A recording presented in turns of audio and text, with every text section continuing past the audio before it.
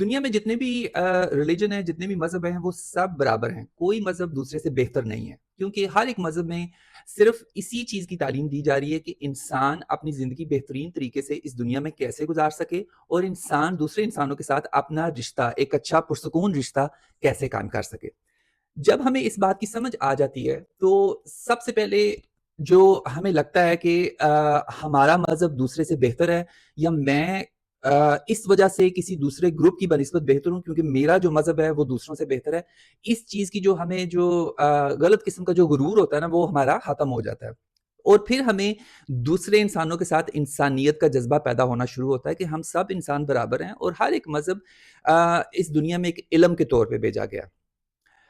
اب بہت دفعہ یہ ہوتا ہے کہ اگر یہ بات سمجھ آنے بھی لگ جائے تو ہمیں اس بات کی سمجھ نہیں آتی کہ پھر ہم اپنا قدرت کے ساتھ رشتہ کیسے شروع کریں. کیونکہ آج کی ویڈیو میں مین ٹاپک اسی بات پہ بات کرنا چاہتا ہوں کہ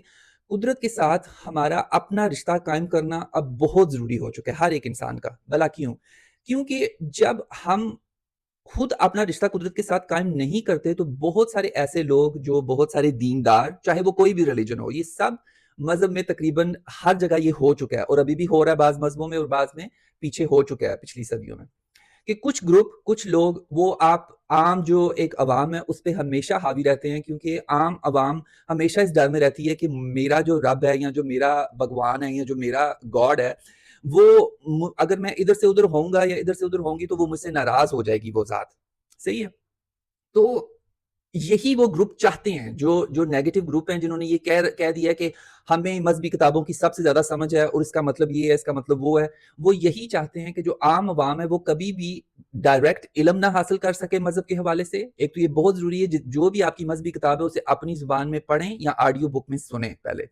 دوسرا، ان کا جو نیگیٹو گروپس ہیں وہ سب سے زیادہ یہ چاہتے ہیں کہ ان لوگوں کا اپنا رشتہ قدرت کے ساتھ ڈائریکٹ نہ بن سکے. تو یہ بہت ضروری ہے کہ پلیز، چاہے دن میں 5 منٹ، چاہے جو وقت آپ کو پسند ہے، صبح کا وقت پسند ہے، شام کا وقت پسند ہے،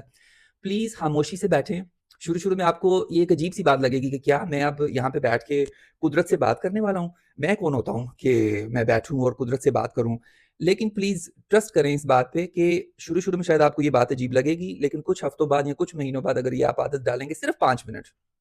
تو آپ کا آٹومیٹکلی کنیکشن آپ کا اس قدرت کے ساتھ، وہ ذات جو ہم سب کے ارد گرد ہے، اور زندگی کے ہر جو ہمیں زندگی ارد گرد نظر آتی ہے، چاہے وہ درختوں کی شکل میں ہو، چاہے وہ پودوں کی شکل میں ہو، چاہے وہ پرندوں کی شکل میں ہو، یا انسانوں کی شکل میں ہو، اس قدرت کے ساتھ آپ کا رشتہ بننا شروع ہوگا. تو جب وہ رشتہ بننے لگ جائے گا تو آپ کے اندر یہ جو سارے خوف ہے نا، جو ان دیندار لوگوں نے یا ان مذہبی لوگوں نے ڈالے ہوئے ہیں کہ ایسے کرو گے تو یہ ہوگا، ویسے کرو گے تو یہ ہوگا، تو آپ کو سمجھ آئے گی کہ قدرت تو صرف رحم کرنے والی، پیار کرنے والی، اور زندگی کو بھرپور اور خوش طریقے سے گزارنے کا علم دینے والی ذات ہے. تو پلیز میری آپ سے یہی ریکویسٹ ہے، اگر آپ کے دل میں کوئی سوالات ہیں مذہب کے حوالے سے، یا آپ کو کہیں نہ کہیں مطلب دل کے کسی حصے میں یہ رہتا ہے کہ شاید میں اس قابل نہیں ہوں، شاید میری جو قدرت کی جو ذات ہے مجھے پسند نہیں کرتی، یا شاید میں گناہ گار ہوں، اس طرح کے جو لفظ بولے جاتے ہیں، تو پلیز اپنا رشتہ قدرت کے ساتھ قائم کرنا شروع کریں، چاہے دن کے صرف 5 منٹ ہی کیوں نہ ہو.